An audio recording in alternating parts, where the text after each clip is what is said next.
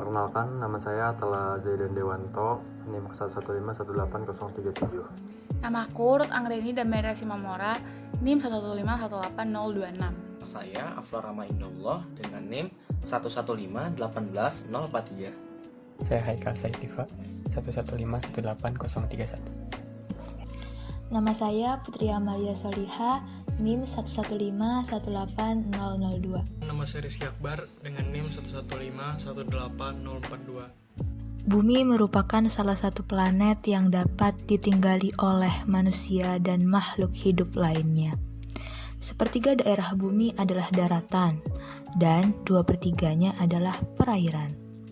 Bumi terbagi menjadi pulau dan negara-negara yang ada di dalamnya. Termasuk salah satunya adalah negara kita tercinta, Indonesia. Indonesia terdiri dari beragam pulau dan perairan yang menghubungkannya. Salah satu pulaunya adalah Pulau Sulawesi. Pulau Sulawesi terdiri dari beragam provinsi, yaitu Sulawesi Utara, Gorontalo, Sulawesi Tengah, Sulawesi Barat, Sulawesi Selatan, dan Sulawesi Tenggara. Potensi kehutanan dan ekosistem di Sulawesi sangatlah luas, terlihat dari daratannya yang masih berwarna hijau. Dan kali ini kita akan membahas mengenai provinsi yang sangat potensial, yaitu Sulawesi Tenggara atau South East Sulawesi.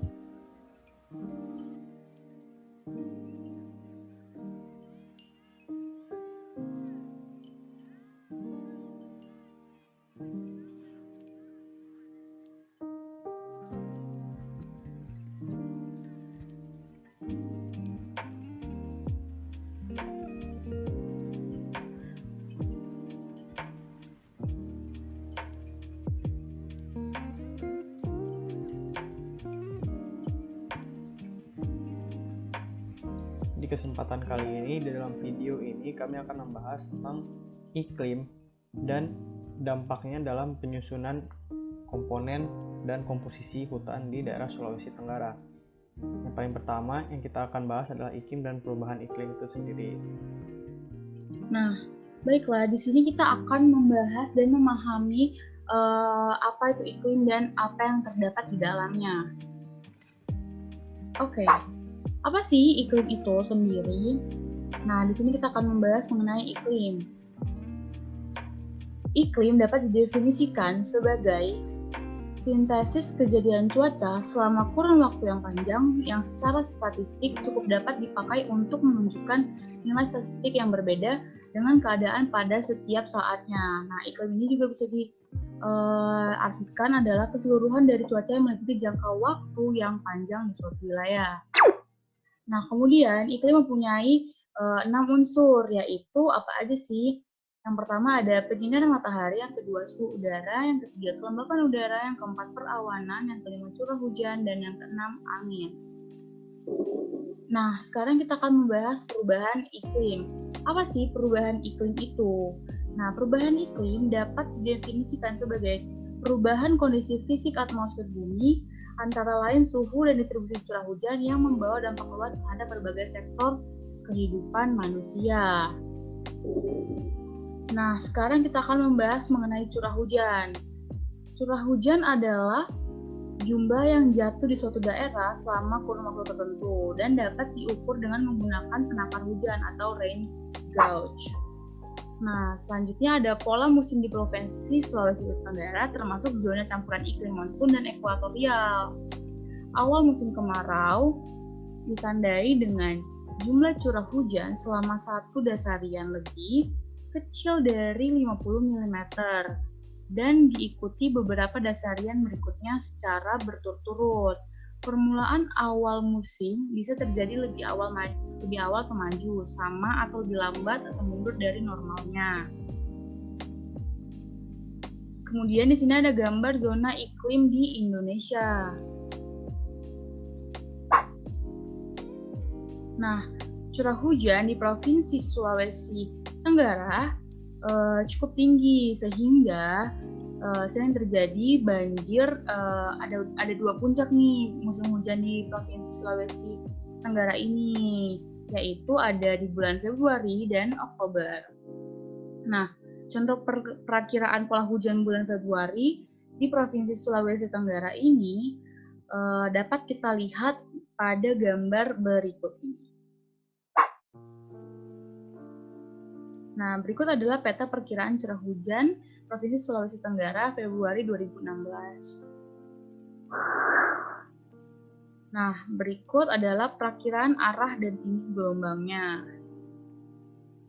yang bisa diambil dari Badan Meteorologi, Klimatologi, dan Geofisika. Nah, informasi yang berbasis data curah hujan dibuat dengan klasifikasi periode musim, yakni Desember, Januari, Februari, Maret, April, Mei atau MAM, dan Juni, Juli, Agustus atau JJA, dan yang terakhir ada September, Oktober, dan November. Nah, informasi tersebut meliputi perubahan curah hujan musiman, perubahan jumlah hari hujan lebat yang lebih besar dari 50 mm musiman, perubahan jumlah hari kering musiman, perubahan nilai konsekutif dry days atau CDD musiman, perubahan nilai konsekutif wet days atau CWD musiman, dan perubahan fraksi hujan lebat atau lebih besar dari 50 mm musiman, dan perubahan suhu rata-rata tahunan. Ini juga meliputi dengan perubahan suhu maksimum dengan asumsi suhu pada jam 6 UTC tahunan, perubahan suhu minimum dengan asumsi suhu pada 18.00 UTC tahunan, serta perubahan rentang variasi suhu diurnal rata-rata tahunan. Informasi tersebut disajikan dalam bentuk peta tematik dengan indeks perubahan suhu. Nah, berikut ini adalah peta proyeksi perubahan suhu rata-rata. Suhu rata-rata di Provinsi Sulawesi Tenggara diproyeksikan naik 0,2 derajat Celcius hingga 0,9 derajat Celcius dalam 25 tahun ke depan. Nah, suhu di pantai barat akan naik lebih banyak daripada pantai timur. Suhu udara di Pulau Kambayana juga akan naik lebih tinggi dari Pulau Muna dan Buton. Nah, berikut adalah proyeksi perubahan curah hujan musiman. Nah, dari gambar di atas ini dapat dilihat bahwa di masa mendatang tahun 2032 sampai 2040 ada kemungkinan musim kemarau menjadi lebih kering dari sekarang, terutama di Kabupaten Konawe sebelah utara dan Kabupaten Bombana, Kabupaten Buton, dan Kabupaten Muna. Pada musim hujan akan ada kemungkinan meningkatnya curah hujan di Kabupaten Konawe dan Kabupaten Konawe Utara. Berkurangnya curah hujan disertai dengan peningkatan suhu udara akan membuat kekeringan yang lebih tinggi. Nah, dari proyeksi iklim Sulawesi 2032-2040 terdapat terhadap 2006 sampai 2014 dari data BMKG 2016, rata-rata curah hujan pada bulan Maret sampai dengan Mei meningkat antara 11 sampai 30%. Khususnya pada wilayah Kepulauan Buton, Kota Bau-Bau, Kabupaten Buton, Kabupaten Buton Selatan, dan Kabupaten Buton Utara, Kepulauan Wakatobi, Kabupaten Wakatobi, dan wilayah Kepulauan Muna, Kabupaten Muna, dan Kabupaten Muna Barat, serta sebagian wilayah daratan Provinsi Sulawesi Tenggara, yaitu Kota Kendari, Kabupaten Konawe, Kabupaten Konawe Utara, Kabupaten Konawe Selatan, Kabupaten Kolaka, dan Kabupaten Kolaka Utara dan Kolaka Timur. Nah, sementara kondisi rata-rata curah hujan pada bulan Juni sampai Agustus berkurang antara 10-30% pada wilayah-wilayah tersebut.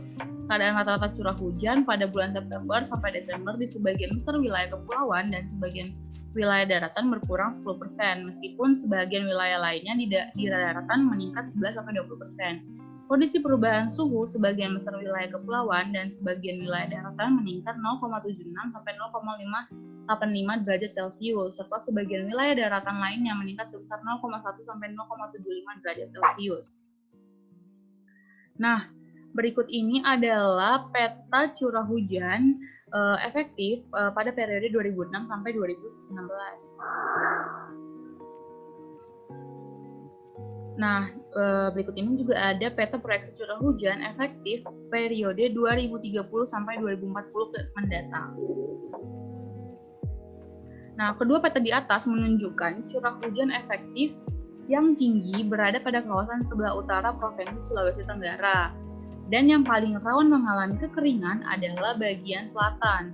serta Pulau-Pulau Buton, Muna, dan Bombana. Hutan dan perkebunan di daerah ini mungkin mengalami kekeringan dan risiko kebakaran hutan. Hutan di kawasan utara relatif lebih aman daripada yang di kawasan selatan. Wilayah Indonesia sangat dipengaruhi oleh kondisi iklim yang punya perbedaan jelas antara musim basah dan musim keringnya.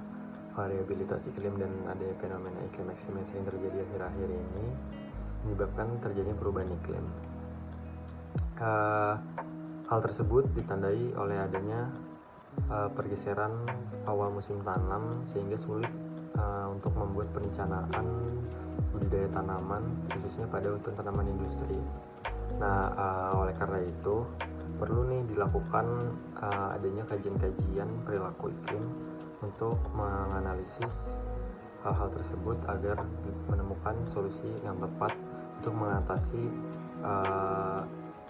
perubahan iklim yang ekstrim. Oleh karena itu, untuk kita dapat mengolah hutan tanaman industri dengan baik agar hasil yang didapat juga maksimum adalah dengan mengenal karakteristik iklim dan curah hujan di tempat tersebut. Sehingga apabila iklim atau curah hujannya kurang baik atau perubahannya sangat ekstrim, maka dapat dicari solusinya sehingga tanaman pada hutan tanaman industri tersebut dapat tumbuh dengan baik.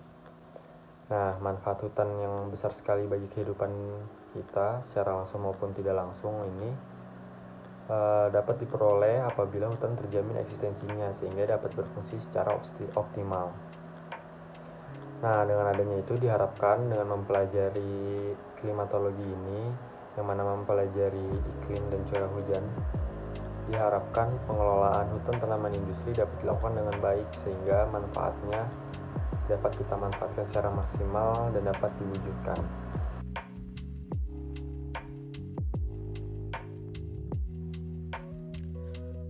Sebelumnya, bisa kita ketahui bahwa makhluk hidup memiliki suatu kemampuan untuk menyesuaikan dirinya dengan alam sekitarnya, seperti contoh, menyesuaikan diri dengan iklim dan kadar hujan yang ada pada daerah tersebut. Dengan sifat tersebut, maka akan terbentuk suatu persaingan atau kompetisi yang menyebabkan terjadinya seleksi alam. Nah, dalam teori evolusi, seleksi alam adalah peristiwa di mana makhluk hidup yang tidak mampu beradaptasi dengan lingkungannya lama-kelamaan akan punah. Yang tertinggal hanyalah mereka yang mampu beradaptasi dengan lingkungannya, dan sesama makhluk hidup akan saling bersaing untuk mempertahankan hidupnya. Contoh seleksi alam misalnya yang terjadi pada kengat biston di Betularia. Kengat biston Betularia putih sebelumnya terjadi revolusi industri. Jumlahnya lebih banyak daripada kengat biston Betularia hitam. Namun setelah terjadinya revolusi industri, jumlah kengat biston Betularia putih lebih sedikit dibandingkan dengan kengat biston Betularia hitam. Ini terjadi karena ketidakmampuan kengat biston Betularia putih untuk beradaptasi dengan lingkungannya yang baru. Pada saat sebelum terjadinya revolusi di Inggris, udara di Inggris masih bebas dari asap industri, sehingga populasi kengat biston Betularia hitam menurun karena tidak dapat beradaptasi dengan lingkungannya. Namun setelah revolusi industri, udara di Inggris menjadi gelap oleh asap dan debu industri, sehingga populasi kengat biston Betularia putih menurun karena tidak dapat beradaptasi dengan lingkungannya. Akibatnya mudah ditangkap oleh pemangsanya. Setelah proses seleksi alam, maka akan terbentuk suatu ekosistem ideal dengan tingkat keanekaragaman yang bervariatif. Apa sih keanekaragaman itu? Menurut Ewusi pada tahun 1990, keanekaragaman berarti keadaan yang berbeda atau mempunyai berbagai perbedaan dalam bentuk atau sifat. Ide diversitas atau keanekaragaman spesies didasarkan pada asumsi bahwa populasi dari spesies-spesies yang secara bersama-sama terbentuk berinteraksi satu dengan yang lainnya dan dengan lingkungannya dalam berbagai cara menunjukkan jumlah spesies yang ada serta kelimpahan relatifnya. Indonesia terletak di daerah tropis yang mengalami penyinaran sepanjang tahun yang mengakibatkan Indonesia memiliki kekayaan alam yang sangat luar biasa melimpahnya.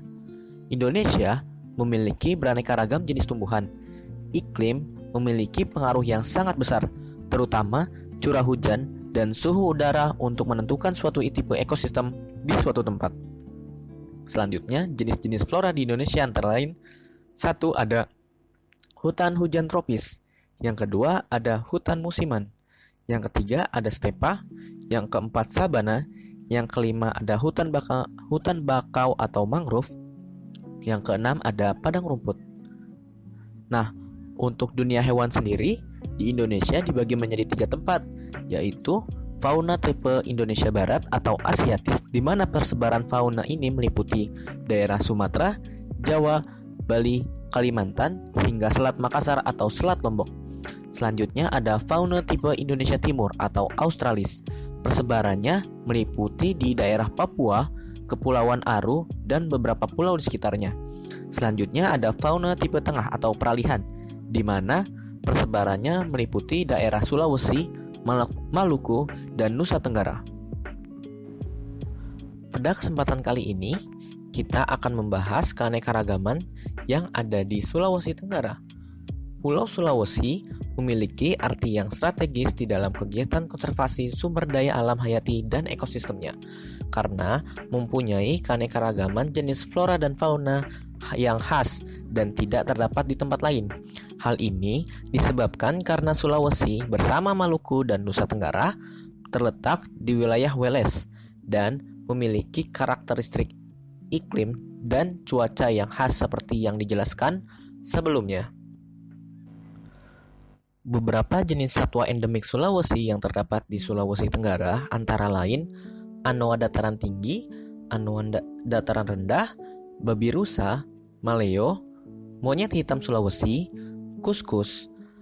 Nah, menurut Sujanitka dan kawan-kawan, pada tahun 1995, beberapa jenis burung endemik Sulawesi terdapat di semenanjung tenggara dari Sulawesi, antara lain elang alap kecil, maleo senkawor, mandar dengkur, kareo Sulawesi, peregam tutu, dan masih banyak lagi burung-burung endemik yang ada di Sulawesi Tenggara. Selanjutnya, pada suaka marga satwa Buton Utara yang terdapat di Sulawesi Tenggara memiliki kekayaan flora yang sangat luar biasa. Contohnya pada kelompok tumbuhan penghasil kayu, ada biti atau owalah, ada upi, ada gevi, ada nato, kuru, dan lain-lain. Nah, selanjutnya pada kelompok tumbuhan obat, ada pohon koala atau Arenga pinnata, ada pohon katolak, pohon kabungo, dan lain-lain.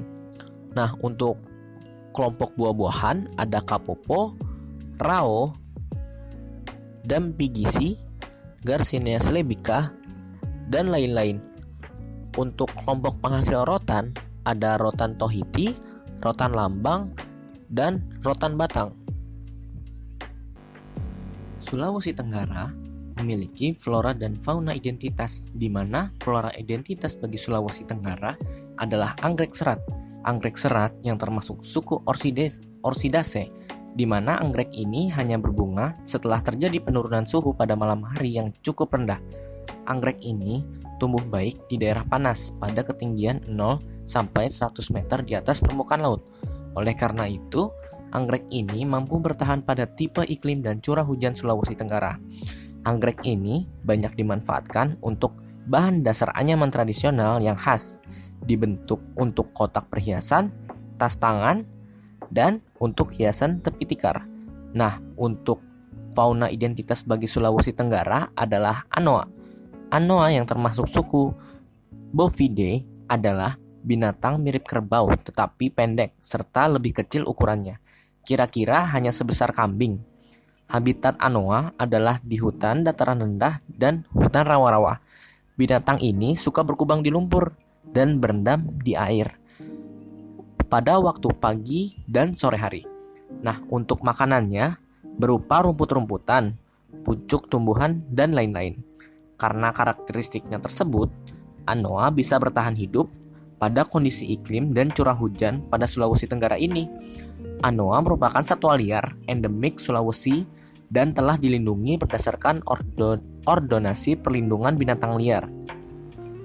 Jadi, tadi adalah keanekaragaman flora dan fauna hasil dari adaptasi pengaruh iklim dan curah hujan yang ada di Sulawesi Tenggara, sehingga pada daerah Sulawesi Tenggara terdapat hewan-hewan dan tumbuhan endemik yang hanya ada pada daerah Sulawesi Tenggara.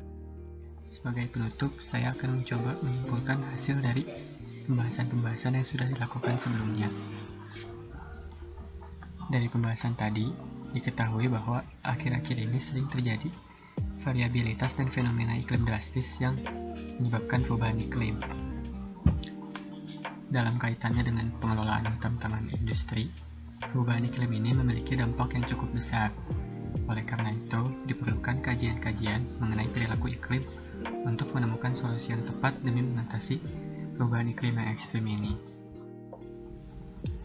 Kondisi iklim, terutama curah hujan dan suhu udara, juga memiliki pengaruh yang besar terhadap keanekaragaman hayati di suatu tempat. Nah, Pulau Sulawesi ini memiliki flora dan fauna endemik yang tidak terdapat di tempat lain, misalnya seperti anoa, maleo, dan lain-lain. Jenis-jenis flora dan fauna ini merupakan hasil adaptasi spesies tersebut dalam menghadapi pengaruh iklim.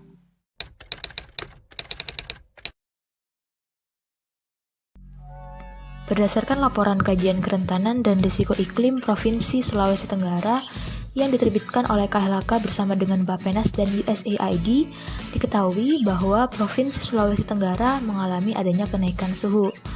Nah, kenaikan suhu ini nantinya akan berdampak pada kekeringan di musim kemarau, dan dampak akhirnya adalah kebakaran hutan yang melanda beberapa wilayah di Sulawesi Tenggara. Kebakaran hutan akan menyebabkan kerugian pada masyarakat yang menggantungkan hidupnya pada sektor kehutanan. Hal ini dikarenakan komoditas dan lahan tempat mereka bekerja terlahap oleh api yang telah membakar hutan. Dan salah satu lahan yang potensial namun bisa dan sangat bisa terkena dampak kebakaran hutan adalah hutan tanaman industri. Kebakaran hutan juga mempengaruhi jumlah populasi hewan, salah satunya anoa. Hewan endemik dari Sulawesi ini telah tercatat di IUCN Red List sebagai endangered species atau spesies yang terancam punah. Menurut Ketua BNPB atau Badan Nasional Penanggulangan Bencana, Letnan Jenderal TNI Doni Monardo pada tahun 2019, laban merupakan salah satu spesies yang mampu menghambat api meluas saat terjadinya karhutla. Tanaman ini menjadi tanaman sekat bakar dan merupakan tanaman asli Indonesia yang berdaya tahan hidup tinggi meskipun hangus terbakar oleh api. Penanaman laban dapat dilakukan saat terjadi bulan basah. Berikut merupakan grafik kategori bulan. Pada diagram 2 tang yang menunjukkan nilai positif, maka dapat dinyatakan tidak terjadi kekeringan atau tergolong bulan basah. Grafik ini diperoleh melalui pengolahan data curah hujan selama kurang lebih 30 tahun di stasiun cuaca setempat dan diolah melalui software SPI Generator. Kekeringan juga menyebabkan berkurangnya jumlah pasokan air untuk memenuhi kebutuhan masyarakat sehari-hari. Oleh karena itu, Kepala BPPTDAS atau Balai Penelitian dan Pengembangan Teknologi Pengelolaan Daerah Aliran Sungai Solo, Bapak Nur Sumedi, mengungkapkan beberapa spesies yang dapat mengikat air, di antaranya aren, bambu, benda, bulu, elo, beringin, gayam, jambu air, jambu alas, kedawung, kepuh, picung, trembesi, dan pohon randu.